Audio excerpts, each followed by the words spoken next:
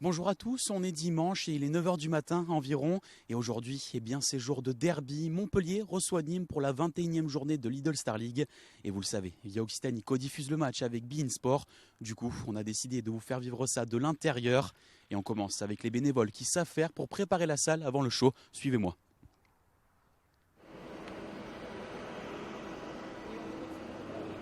On redécale un peu vers là-bas. Vers ici. Ah oui, 16 cm. Ils ont commencé leur travail dès vendredi. Mise en place du terrain, préparation de la salle, collage des stickers publicitaires.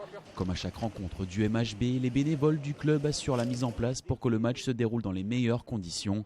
Mais pour ce derby, il a fallu tout délocaliser du Palais des Sports René Bougnol, la salle du Montpellier Handball, à l'Arena qui les accueille pour l'occasion. Ici, quand on arrive, c'est une dalle de béton. Il faut qu'on pose un parquet qui est posé par l'Arena. Et ensuite, on a la pose du sol spécifique pour le match de hand, c'est-à-dire le gerflor. Et donc à partir du moment où on se pose ce gerflor, il faut poser tout ce qui va dessus. Ah mais il y a un rouleau déjà, on va utiliser ça.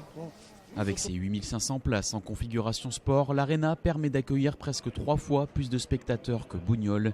Mais ces déménagements occasionnels ont un coût pour le club. Toute logistique confondue, qu'il s'agisse de transporter, de stocker, de louer éventuellement du matériel, etc. Aujourd'hui, c'est une enveloppe par match Arena autour d'une quinzaine de milliers d'euros, voilà, grosso modo. Donc c'est une enveloppe qui n'est pas anecdotique parce qu'évidemment, elle vient se cumuler avec les frais locatifs de salle, etc., etc. Aujourd'hui, c'est sûr qu'on peut considérer que la présence de bénévoles, clairement, nous permet à un moment ou à un autre d'avoir des dépenses moindres à plein de niveaux. Le bénévolat est une spécificité du sport français et ceux du MHB prouvent à chaque match leur importance capitale.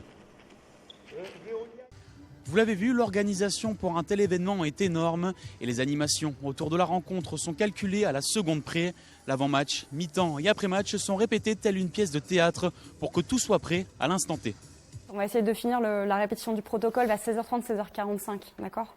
Pour qu'on puisse être sûr qu'à 17h, quand on ouvre les publics, tout soit cliné et qu'on n'ait pas de soucis. Donc, milieu d'après-midi, les autres acteurs de la soirée, ceux qui font le spectacle en dehors des handballeurs, sont en plein briefing. Parce que pour la petite info, c'est qu'au niveau génération MHB, on a plus de 900 gamins qui vont venir aussi dans la salle. Sur le 5, 4, 3, 2, 1, quand il fait light off, est-ce que tu peux mettre un son un peu qui envoie avant? Tels des acteurs, ils vont ensuite répéter pour que tout soit parfait devant le public.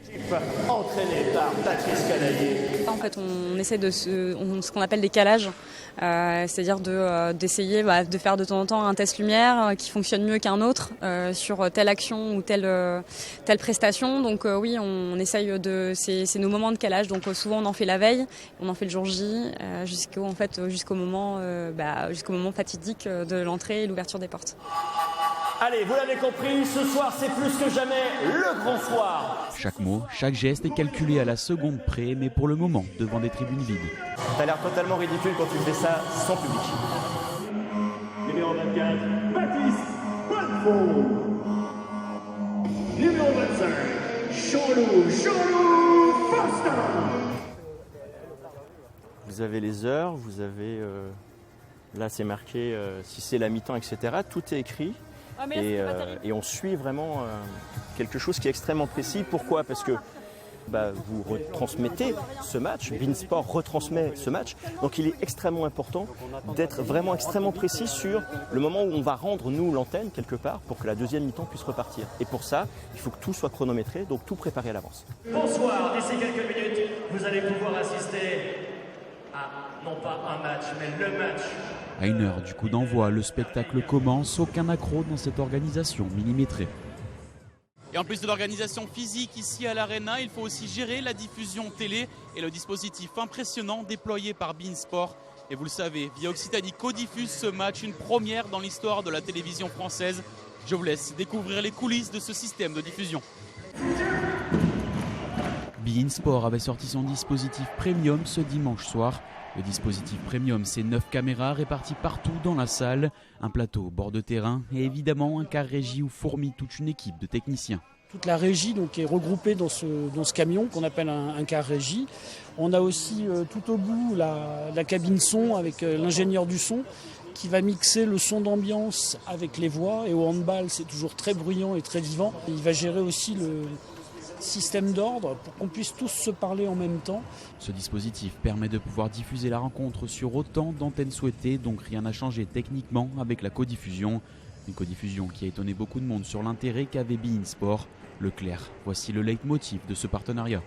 Le fait de proposer en clair, alors c'est déjà pour les téléspectateurs qui n'ont pas beIN Sport, et aussi l'échange est inverse pour permettre à beIN Sport de se faire connaître un peu plus.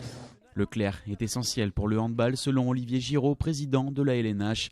Détenteur des droits de la Lidl Star League jusqu'en 2019, beIN Sport sait que s'il veut en garder la diffusion, ce genre d'opération devra se répéter davantage.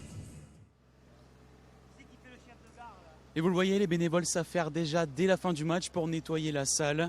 C'est la fin de cet Inside que vous pouvez retrouver évidemment sur notre site internet www.viaoccitanie.tv.